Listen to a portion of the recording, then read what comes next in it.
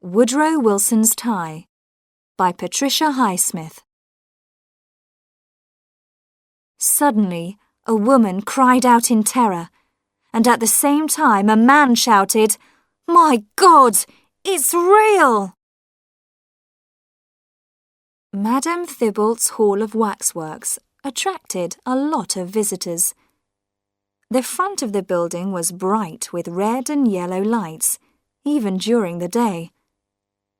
Inside the hall were scenes of murders and other famous historical events, with lifelike figures made out of wax.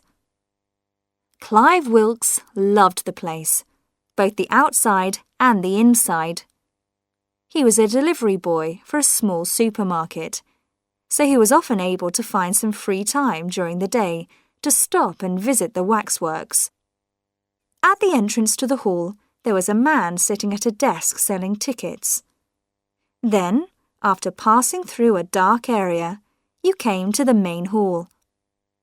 There in front of you was a bloody murder scene. A girl with long fair hair was pushing a knife into the neck of an old man, who sat at a table eating his dinner. His dinner was a plate of wax meat and wax potatoes. Next, there was the 18th century Frenchman, Marat, who was killed as he sat in his bath. Then the murder of President Kennedy. And then a scene in a Nazi prison camp. Clive loved every scene, and he never got tired of looking at them. But they didn't frighten him as they frightened other people. They made him smile, or even laugh. They were funny. Why not laugh? One thing which Clive wanted to do very much was to spend a night in the hall. It wouldn't be too difficult. Clive knew that 3 people worked there, as well as the ticket seller at the door. There was a rather fat woman with brown hair and glasses who took the tickets as you went in. There was a man who gave little talks about the different scenes, though not more than half the people listened to him. And there was another man, small, with black hair, who walked around watching people to make sure they didn't damage anything. So one night, in November, Clive went in half an hour before the hall closed, with a cheese sandwich in his pocket.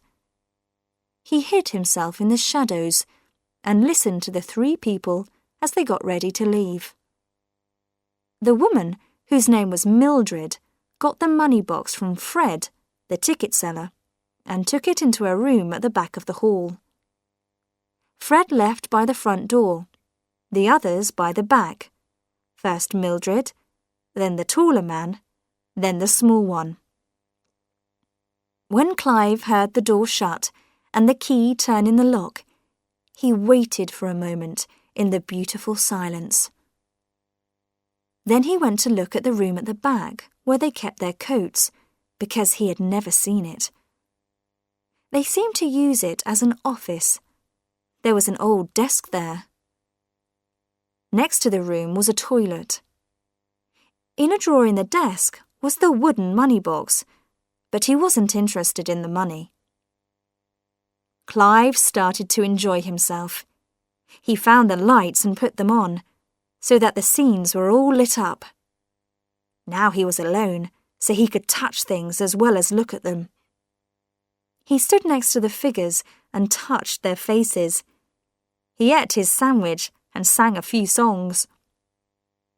By 2 in the morning, he was bored and tried to get out, but both the front door and the back door were locked, and there were no keys anywhere. He used the toilet and went to sleep on the floor. He woke up early and had another look around. He wanted to find something to take home with him. He stopped by a waxwork of President Woodrow Wilson signing a document in 1918, at the end of the First World War. Yes, he would have Woodrow Wilson's tie. When the hall opened at 9:30, Clive was hiding behind a screen. Members of the public began to come in, but Clive waited until 10 o'clock before he felt it was safe to join them. He left, with Woodrow Wilson's tie in his pocket. He was half an hour late for work. There was a job waiting for him, so he went off on his bicycle. Clive lived alone with his mother, who worked in a dress shop. She had no other children, and her husband had left her when Clive was 5. He was 18 now. He had left school early, without completing his education. Then he had spent a year doing nothing much. His mother worried about him, and so she was pleased when he got the job at the supermarket. When Clive came home that evening, he had a story ready for his mother. Last night, he said, he had met a friend and gone back to his house, and his parents had invited him to spend the night there. She accepted this story. Clive put Woodrow Wilson's tie in the cupboard with his own. It was a beautiful tie, pale grey and expensive. He imagined someone, Mildred perhaps, looking at the figure of the president and saying, "Just a minute, what happened to Woodrow Wilson's tie?" He felt very proud of his adventure and wanted to tell someone about it, but he had no close friends who he could talk to. By the next day, it didn't seem exciting anymore. One afternoon the following week, Clive had another idea. It was a really amusing idea, one that would certainly make the public take notice. When should he do it? Tonight? No, he needed time to plan it. 2 nights later, Clive went to the hall at 9 o'clock and bought a ticket. Luckily, the ticket seller didn't really look at people. He was too busy. Clive went straight to Woodrow Wilson and saw that he was still without a tie. The murder scenes didn't interest him as much as usual. Some real murder scenes would be so much better. He laughed. He would kill the woman first. As the visitors went out, Clive hid in a dark corner near the office. When Mildred walked past him, in her hat and coat, he stepped forward and put his arm around her neck. She made only a small sound. Clive pressed her neck with his hands until her body fell to the floor. Then he pulled her to the dark corner. "Has Mildred gone?" said one of the men. "Yes, she's not in the office. Well, I'm going too." Clive jumped on him as he passed and attacked him in the same way.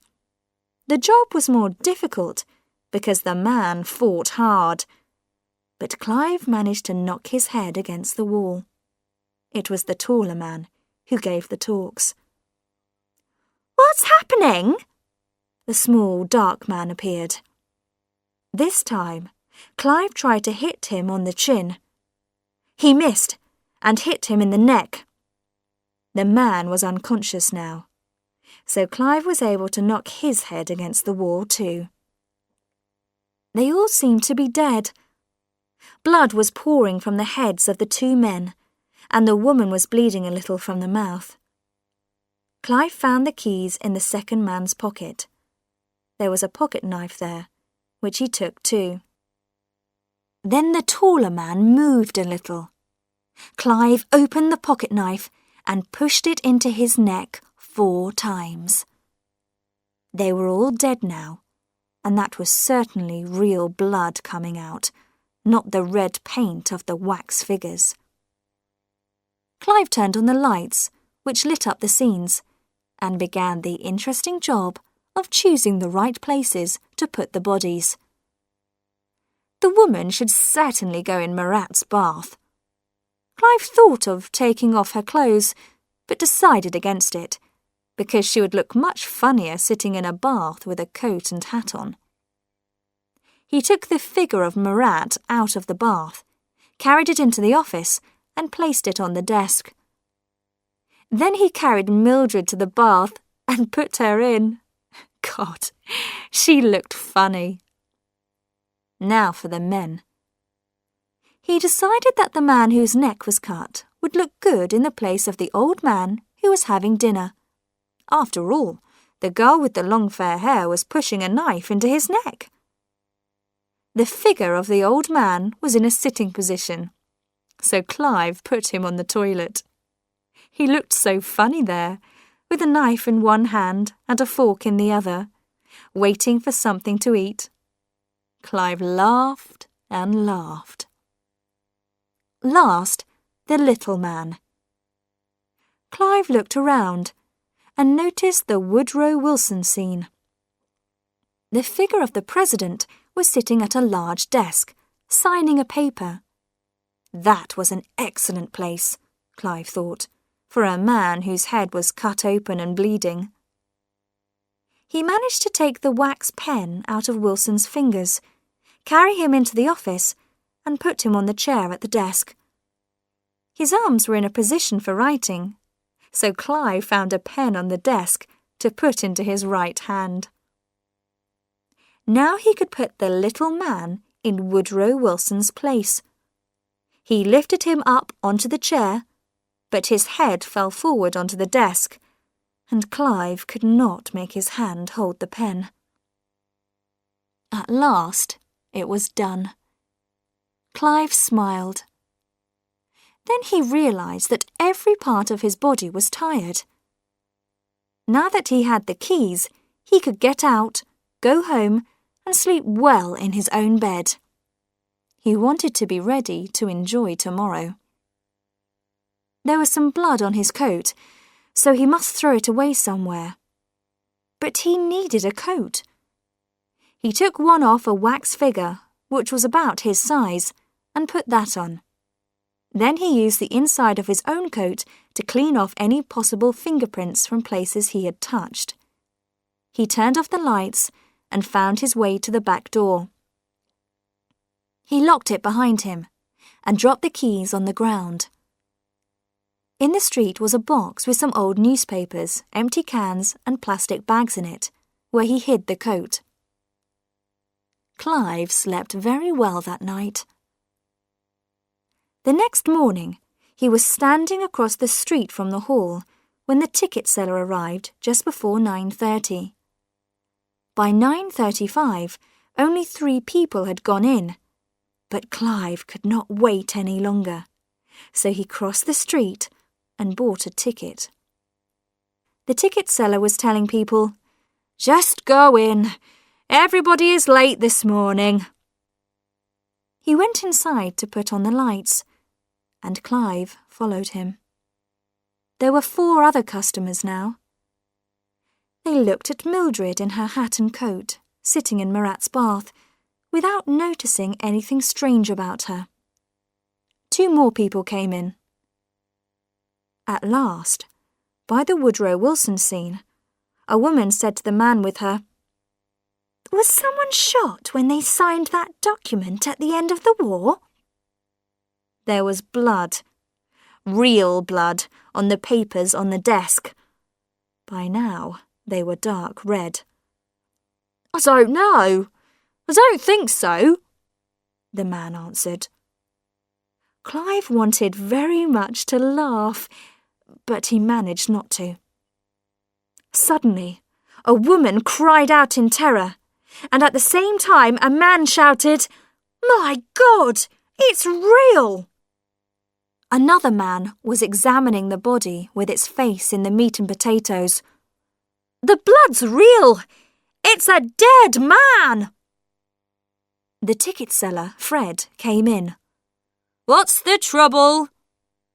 "There are 2 dead bodies here, real ones." Now Fred looked at Murat's bath. "Good God! Good God! Mildred! And this one! And this one here!" "I must call the police," said Fred. Could you all, please, just leave?"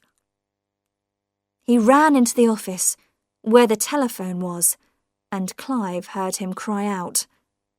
He had seen Woodrow Wilson at the desk, of course, and Marat.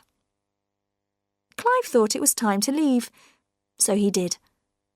No one looked at him as he made his way out. That was all right, he thought. That was good. He decided to go to work and to ask for the day off. He told his employer he felt ill and put his hand on his stomach.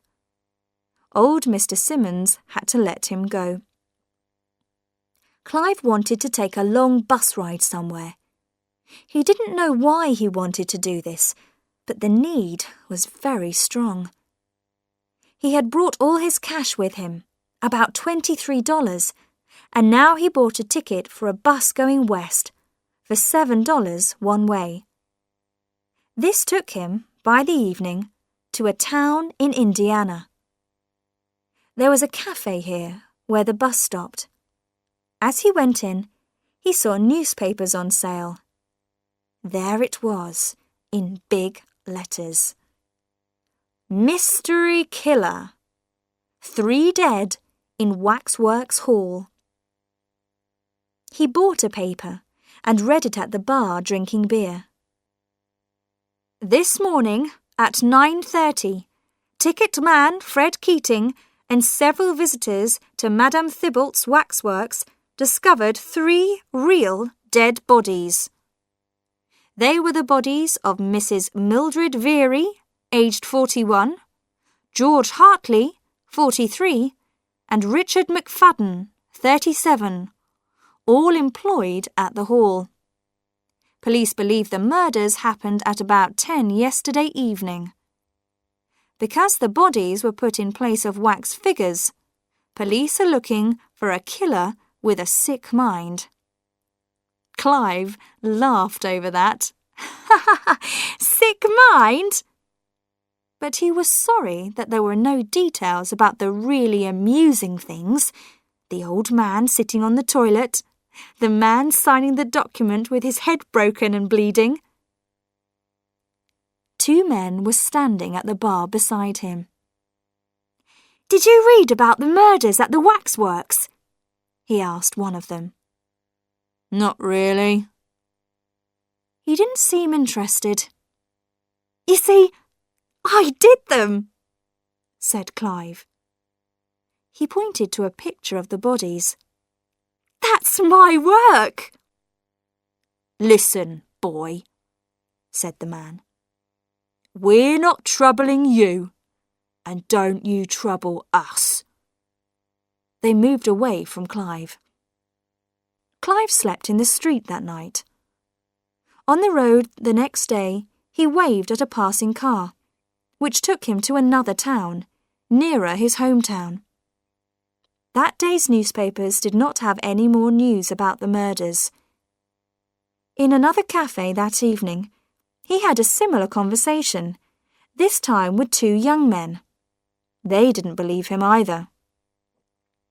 Next day, he stopped a few more cars and finally reached his hometown. He went straight to the police station. "I have something important to say about a murder," he told the policeman, sitting at a desk. He was sent to the office of a police officer who had grey hair and a fat face. Clive told his story. "Where do you go to school, Clive?" "I don't. I'm 18. He told him about his job. "Clive, you've got troubles, but they're not the ones you're talking about," said the officer. Clive had to wait in a small room in the police station, and nearly an hour later, a doctor was brought in. Then his mother. They didn't believe him. They said he was just telling this story to attract attention to himself. "Clive needs a man around the house," his mother told them. "Someone who can teach him how to behave like a man. Since he was 14, he's been asking me questions like, Who am I, and am I a person? The policeman told Clive he must see the doctor twice a week for treatment.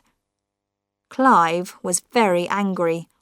He refused to go back to the supermarket, but found another delivery job. "They haven't found the murderer, have they?" Clive said to the doctor on one of his visits. "You're all stupid! Stupid!" The doctor only laughed at him. There was one thing which might help to prove his story: Woodrow Wilson's tie, which was still in his cupboard. But he wasn't going to show it to these stupid people. As he delivered things on his bicycle, as he had supper with his mother, he was planning.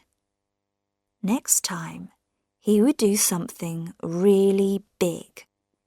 He would take a gun up to the top of a high building and shoot at the people in the street. Kill 100 people at least. Then they would take notice of him. Then they would realize that he was a person.